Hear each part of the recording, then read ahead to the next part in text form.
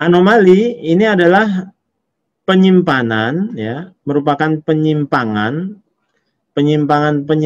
atau error, ya, atau inkonsistensi data yang terjadi pada saat dilakukan proses insert, ada delete, maupun update. Jadi proses anomali ini akan terjadi ketika dilakukan proses insert, kemudian proses.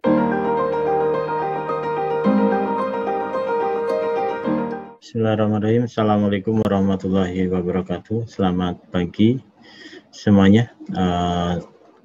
Salam sehat selalu. Kembali lagi kita bertemu di hari ini untuk mata kuliah sistem basis data di pertemuan kelima, ya. Ya, pertemuan kelima kita akan membahas terkait dengan normalisasi.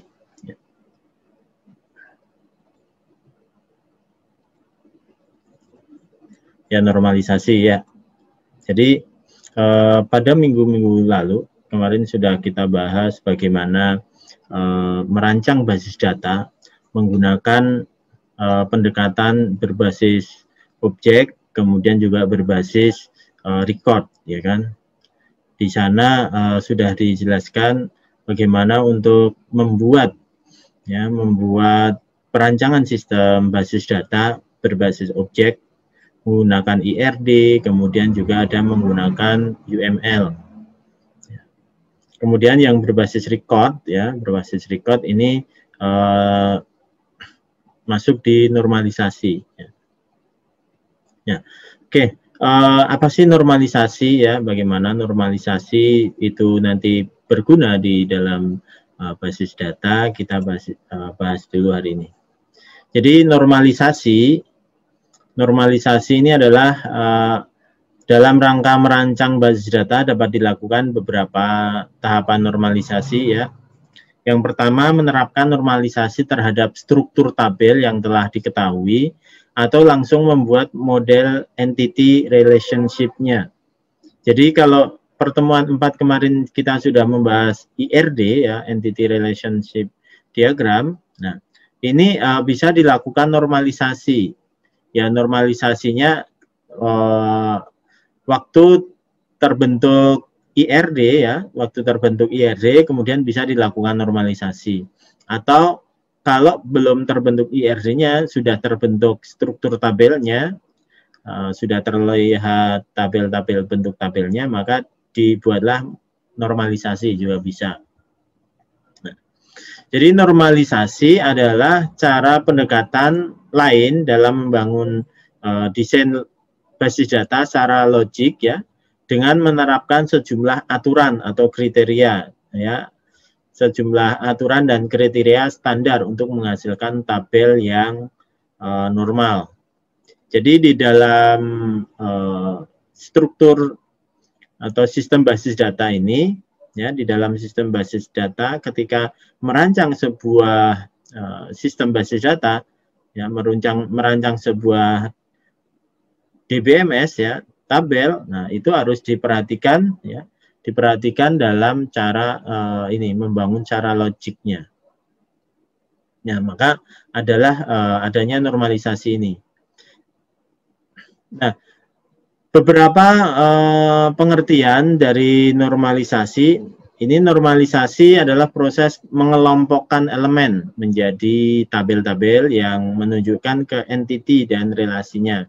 Jadi ada beberapa pengertian bahwa normalisasi ini adalah mengelompokkan elemen-elemen menjadi tabel-tabel. Jadi misalnya nanti kalau di kemarin sudah mencoba, ya, terkait dengan perpustakaan, ya kan, dikelompokkan. Oh, ini kelompoknya anggota, itu elemennya apa aja, ya kan. Kemudian peminjaman ada elemen apa aja. Nah, itu adalah prosesnya, ya. Ketika melakukan proses pengelompokan elemen-elemen ini nanti disebutnya sebagai normalisasi. Ya. Normalisasi juga disebut ataupun pengertian yang lain adalah proses mengelompokkan atribut, ya. Atribut-atribut dari suatu relasi sehingga membentuk well structured relation. Nah, Kalau kemarin sudah membuat IRD ya, membuat IRD, di mana ada atribut-atribut ya, ada atribut-atribut, kemudian dibuatlah LRS-nya. Nah, ketika melihat dari atribut-atribut dan relasi tadi, nah, itu proses mengelompokkan agar terbentuk well relation structure itu adalah masuk dalam kategori pengertian normalisasi. Nah, apa itu well structure relation ya? Jadi well structure relation ini adalah relasi ya, relasi yang jumlah kerangkapan datanya sedikit. Jadi jumlah kerangkapan data itu sedikit. Seperti ini. Kalau kemarin sudah ada IRD ya, di dalam IRD itu ada tabel, ada entitas ya, entitas, kemudian ada relasi ke entitas yang lain. Nah, di sana itu harus dibuat sebuah relasi seminim mungkin. Ya. Seminim mungkin redundansinya.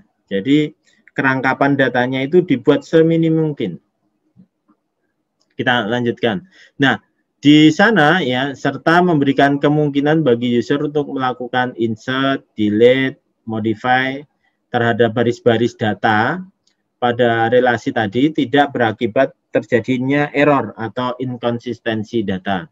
Jadi ketika membuat well structure relation, pertama kerangkapan datanya harus sedikit, kemudian ketika ada proses insert, delete, update, modify ya, itu tidak terjadi error atau inkonsistensi data. Nah, inilah proses normalisasi. Nah, keuntungan menggunakan normalisasi. Nah, ini ada beberapa keuntungan yang akan didapat ketika menggunakan normalisasi. Yang pertama, meminimalkan ukuran penyimpanan. Ya, ukuran penyimpanan dari data itu akan minimal. Kalau tidak menggunakan normalisasi akan terbentuk data yang redundansi. Contoh mudahnya kalau kalian membuat data di Excel ya, data di Excel misalnya di sheet pertama kode barang, di sheet kedua bukan kode barang, di sheet pertama data barang, di data barang ada kode barang, nama barang, harga, satuan, kemudian jumlah, kemudian harga jual, harga beli misalnya. Kemudian di sheet kedua itu data supplier. Data supplier ada nama, ya kan, kode supplier, nama, alamat gitu. Kemudian di sheet ketiga ada customer, sama ada kode customer, nama, alamat misalnya. Kemudian di sheet keempat itu ada transaksi ya, transaksi pembelian misalnya. Nah, di transaksi pembelian ada nomor transaksinya, kemudian tanggal ya, kemudian kode suppliernya, nama suppliernya. Nama supplier pasti nanti akan menunjuk alamat di mana, alamat supplier. Kemudian nomor telepon misalnya. Kemudian baru kode barang, nama barangnya apa. Setelah nama barang, jumlah kuantiti ya, kuantiti beli misalnya. Nah, di situ ada terbentuk penyimpanan yang duplikat ya. Tadi ada duplikatnya di mana nama supplier, kemudian nama barang kan tadi di sheet pertama sudah ada gitu kan. Sehingga file Excel ini tadi nanti akan menjadi besar dan inkonsistensi. Misalnya di sheet pertama itu menggunakan kode A01, di kode kedua bisa lain gitu. Ini adalah keuntungan dari menggunakan normalisasi, menggunakan basis data, menggunakan tabel. Ya. Yang kedua, meminimalkan risiko inkonsistensi data pada basis data. Ya. Jadi keuntungan normalisasi yang kedua ini meminimalkan risiko. Ya. Kemudian yang ketiga adalah meminimalkan kemungkinan anomali pembaruan. Anomali pembaruan ini biasanya kalau dilakukan update ya, tadi misalnya di transaksi di Excel tadi ya, di sheet ketiga yang transaksi pembelian ada melakukan perubahan nama alamat supplier. Di sheet kedua nggak akan langsung berubah. Kemudian yang keempat, memaksimalkan stabilitas struktur data. Begitu. Ini keuntungan, ada 4 keuntungan. Nah, terus tadi yang berhubungan dengan nih well structure relation. Well structure relation ini ada berkait dengan anomali ya. Apa itu anomali? Anomali ini adalah penyimpanan ya, merupakan penyimpangan atau error ya, atau inkonsistensi data yang terjadi pada saat dilakukan proses insert, ada delete maupun update. Jadi proses anomali ini akan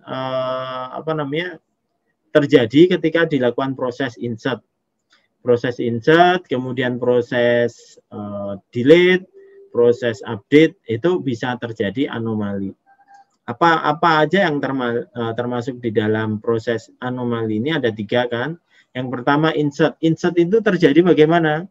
Nah, terjadinya anomali saat insert itu akibat operasi insert ke record, jadi menyisipkan ke dalam tabel record pada sebuah relasi. Ya, pada sebuah relasi. Contohnya misalnya ya tadi insert ke dalam tabel, kalau ini sudah dibentuk tabel-tabel ya, di dalam Excel tadi ya. Di dalam Excel tadi waktu insert ya, waktu mau transaksi nih, mau transaksi ternyata transaksi pembelian ya, transaksi pembelian. Ternyata nama atau suppliernya baru. Ya kan? Nah, ini waktu nggak mungkin buka lagi ke tabel master suppliernya di sheet sebelumnya, tapi langsung di insert situ, nggak tahu kalau di sana udah ada atau belum gitu kan.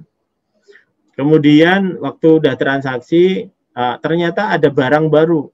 Nah, ini nanti udah ditransaksi tapi nggak masuk ke masternya di sheet master barang, kemudian sheet master supplier. Itu contohnya insert anomali. Jadi ketika melakukan transaksi di insert, tapi tidak terbentuk ataupun tidak tersimpan di tabel yang lain. Nah, itu insert. Kemudian yang kedua, delete anomali. Delete anomali ini terjadi akibat operasi hapus, ya, record pada sebuah relasi. Kembali pada contoh transaksi di sheet transaksi pembelian tadi, itu melakukan penghapusan satu record, gitu kan. Ternyata di record ataupun di masternya, master atau sheet barang dan sheet supplier itu tidak terhapus. Atau bisa juga delete anomali ini terjadi ketika di master barang itu dihapus. Ya, di sheet master barang dihapus. Tapi di sheet transaksi itu masih ada datanya. Nah, itu terjadi, bisa terjadi. Kalau tidak menggunakan normalisasi, itu bisa terjadi namanya delete anomali. Kemudian update anomali. Nah, update anomali ini sama terjadi ketika akibat inkonsistensi data dari kejadian ya operasi update di sebuah relasi. Jadi melakukan update data di master, misalnya master barang di sheet barang tadi, di file Excel ya, sheet barang. Kemudian di sheet transaksi itu tidak ikut terupdate. Ya. Itulah akibat dari anomali. 3 anomali. Nah, di dalam sistem perancangan sistem basis data, ya, merancang sistem basis data. Ini nanti akan ada beberapa problem akibat dari normalisasi. Ya. Jadi problem-problem pada relasi yang sudah dinormalisasi. Jadi walaupun tabel-tabel, kemudian entitas tadi sudah dinormalisasi, itu ternyata ada problemnya. Yang pertama, performance problem, ya. Jadi masalah terjadi dari performance database, ya. Untuk performance trouble ini sebenarnya sudah teratasi dengan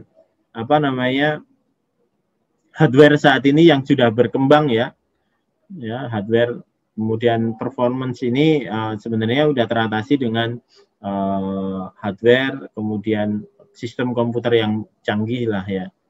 Karena kalau misalnya sudah dinormalisasi, kemudian di basis data hardware-nya itu dengan sistem yang masih speknya rendah, ya akan terjadi performance problem. Kemudian problem yang kedua adalah referential integrity problem, ya. Jadi masalah yang timbul terhadap referensi antar data di antara dua tabel atau lebih. Itu bisa terjadi referential integrity. Jadi ketika dilakukan perubahan data, itu akan ada referensi data yang tidak konsisten. Nah, di dalam normalisasi harus diketahui beberapa konsep yang mesti dipahami dan diketahui. Yang pertama, field atau atribut kunci. Ya, ini sudah dibahas di pertemuan kedua kemarin, ya. Jadi harus tahu ada feed, super key, candidate key, kemudian primary key, kemudian foreign key, ya kan, alternate key. Nah, 5 key itu harus dipahami, kemudian nanti bisa dicek ulang di pertemuan 2. Kemudian konsep yang kedua adalah kebergantungan fungsi. Jadi atribut, ya, antara atribut itu nanti ada ketergantungan fungsi. Nah, ini tadi, ya, yang sudah dibahas. Atribut key, ya, atribut kunci, ada super key, candidate key, primary key, alternate key, dan foreign key. Nanti kalian cek lagi di pertemuan 2 untuk apa sih super key, ya kan? Kalau masih lupa, ya, masih gamang apa itu super key, kemudian candidate key dan sebagainya. Tapi harus ingat, ya, ini atribut kunci ini.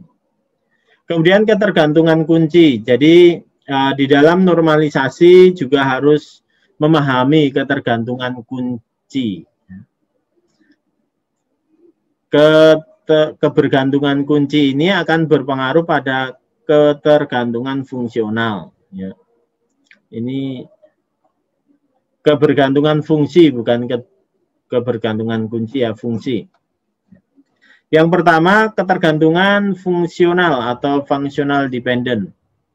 Jadi, functional dependent ini nanti akan berpengaruh di masing-masing di dalam satu tabel, itu kan ada feed-nya, ya, ada atributnya, kan. Nah, atribut-atribut ini itu akan berpengaruh ke atribut yang lain.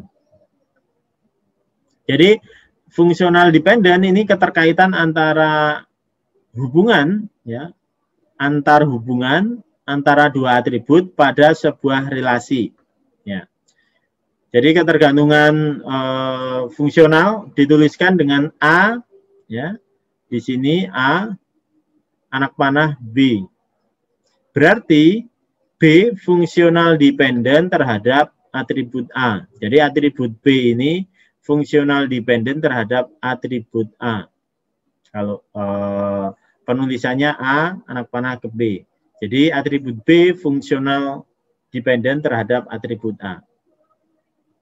Atau isi dari atribut A ini menentukan isi atribut B. Jadi fungsional dependent ini di dalam isi atribut A itu nanti akan mempengaruhi ke atribut B, gitu loh. Jadi contohnya atribut A itu ada kode barang, ya kan? Kode barang. Nah, ini akan mempengaruhi ke apa ini kode barang? Ada nama barang, ya kan? Atribut B, ada dan sebagainya. Nah, definisi dari fungsional dependent ini diketahui, contohnya diketahui sebuah relasi R, ya, atributnya ada Y dari R, adalah FD pada atribut X dari R. Maka tulisnya Rx, ya, R titik X, relasi ya, ini ya, R-nya ini relasi, X-nya ini atribut X, fungsional dependent relasi terhadap atribut Y. Jika dan hanya jika tiap harga X dalam relasi R bersesuaian dengan tepat satu harga Y dalam R. Gitu. Jadi kebergantungan fungsional dependent ini intinya adalah atribut B itu bergantung terhadap atribut A, atau isi dari atribut A itu nanti yang akan menentukan isi dari atribut B. Kemudian kebergantungan fungsional yang kedua ini ada full functional dependent. Kalau tadi fungsional dependent aja, kalau ini ada fullnya tambahan FDD. Kalau tadi FD, functional dependent, ini FDD. FDD ini adalah suatu rincian data dikatakan full functional dependent pada suatu kombinasi rinci, ya, kombinasi ya.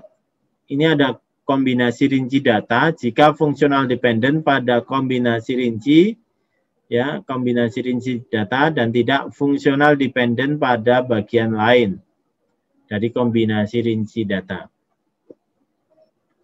Jadi contohnya ini ada atribut Y pada relasi R adalah FDD pada atribut X, ya, pada atribut X pada relasi R. Jika Y FD functional dependent pada X tidak FD pada himpunan bagian dari X. Jadi memang ini agak apa namanya, mesti ditelaah lagi ya. Contohnya ini. Contoh. Ada, nah ini kan kombinasi kunci ya, kombinasi kunci, kombinasi rinci. Kalau fungsional, full functional dependent ini adalah kombinasi kunci. Contoh ada atribut personal ID, person ID ya. Kemudian ada project dan project budget.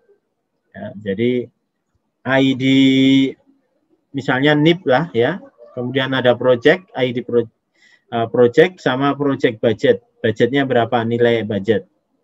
Ini functional dependent terhadap time spent by person on project. Ya.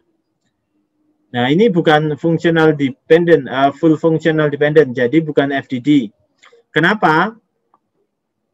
Jadi project ID, kemudian project person ID, project sama project budget, ini tidak akan berpengaruh terhadap waktu spend ya, waktu dari person di project ya, lamanya waktu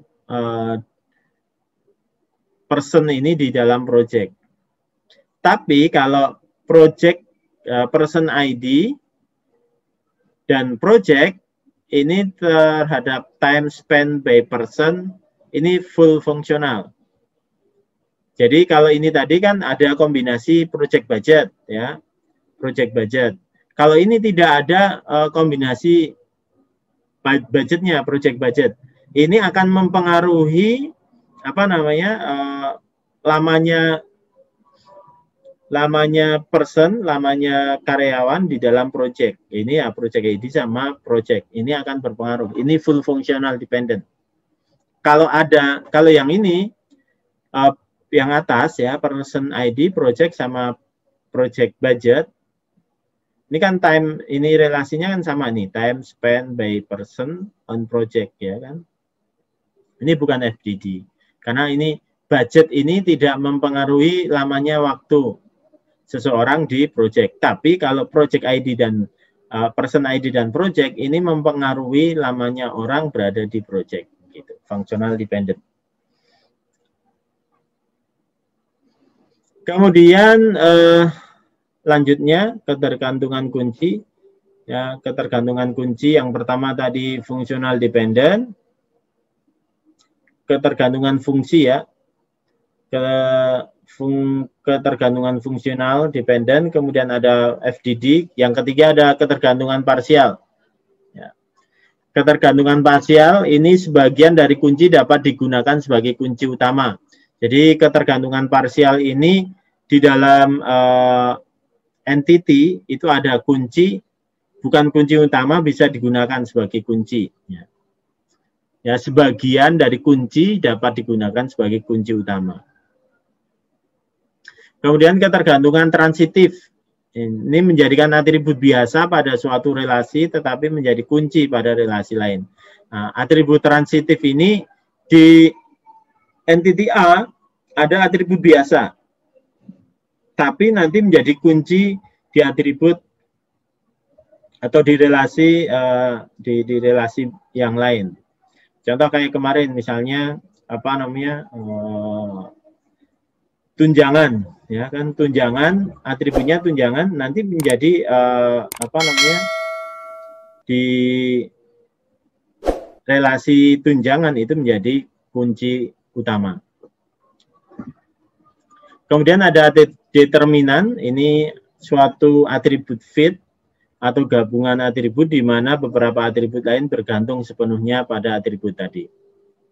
Nah, ini 5 ketergantungan fungsi. Kemudian di dalam normalisasi ini akan ada pembentukan normal, ya, bentuk normal. Ya, nanti ada proses-proses nih. Normalisasi kan tadi normalisasi berarti ada tidak normalnya, kemudian ada normal dan sampai benar-benar ini sudah menjadi normalisasi yang bagus gitu. Nah, di dalam aturan-aturan normalisasi dinyatakan dengan istilah bentuk normal. Ya. Bentuk normal ini adalah suatu aturan yang dikenakan pada relasi-relasi dalam basis data dan harus dipenuhi oleh relasi-relasi tadi pada level-level normalnya. Ya. Ini ada beberapa level yang biasa digunakan pada normalisasi. Ya. Level yang pertama, bentuk normal pertama. Ya. Nah, sebelum terbentuk normal pertama, biasanya ada bentuk tidak normal, ya. Karena masih mentah ya, bentuk tidak normal. Kemudian yang pertama ini bentuk normal pertama atau first normal form atau 1NF gitu. Bagaimana proses 1NF nanti kita bahas.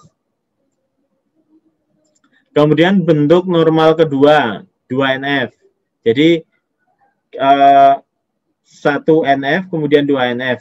2NF ini syaratnya harus sudah terbentuk 1NF. Jadi jenjang di bawahnya harus sudah dipenuhi terlebih dahulu. Kemudian bentuk normal ketiga ini 3NF ya. Sama 3NF ini syaratnya harus 2NF sudah terpenuhi, sudah selesai. Kemudian yang selanjutnya ada Boyce code ya, Boyce code atau BCNF. Nah, kalau BCNF ini hampir sama kayak 3NF. Ya. Nah, kemudian normal keempat atau 4NF dan normal kelima 5NF. Jadi bentuk normalisasi ini sampai saat ini ya para peneliti yang menggunakan normalisasi ini sudah sampai 5 NF itu sudah paling bagus. Jadi nanti kalau ada pertanyaan bentuk normal ke-6 mana, ke-7 mana, itu sudah tidak ada. Karena sampai normal ke-5 ini sudah terbentuk normalisasi yang paling solid. Gitu. Oke, untuk penjelasan normalisasi sampai di sini ya. Nanti minggu depan kita akan lanjutkan kembali pembahasan normalisasi, proses-prosesnya, bagaimana menentukan normalisasi pertama, kedua, ketiga, sampai ke-5. Ya. Untuk hari ini tugas ya, tugas seperti biasa, akses link ini ya, nanti diakses, kemudian kerjakan sesuai dengan perintah yang ada, kemudian kalau sudah selesai di-upload di Google Drive untuk mengupdate nih di My Elnusa ya, ini salah. Oke, itu saja ya penjelasan dan pertemuan hari ini. Jika ada yang masih kurang paham, nanti bisa dibahas di grup. Terima kasih, selamat siang. Assalamualaikum warahmatullahi wabarakatuh.